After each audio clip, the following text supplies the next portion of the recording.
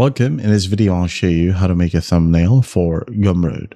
Alright, so first up, we can go ahead and use Canva right here. Or if you have other tools, you can go ahead and use that as well. But just make sure that you use a 1:1 square ratio with a 600 by 600 pixels. Okay, being the ideal size for fast loading and crisp resolution. So first up, go ahead and click on custom size right here if you have Canva.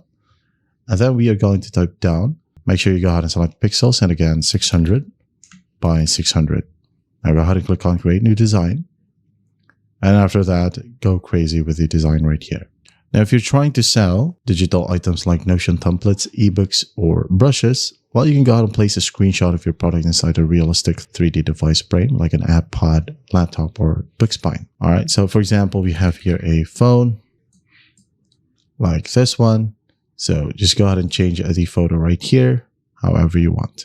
Delete the photo inside it and add in your own photo.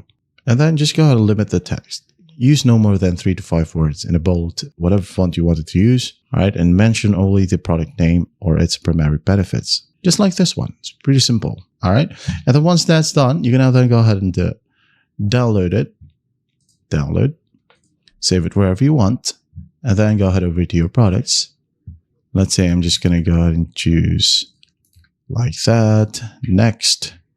And then under cover or thumbnail, click on upload. As you can see here, it says 600 by 600 pixels and saved or using this format, JPEG, PNG, or GIF. All right, this one. Wait for it to upload. And once that's done, you're good to go.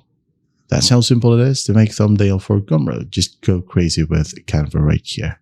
I hope this video helps, and I'll see you in the next one.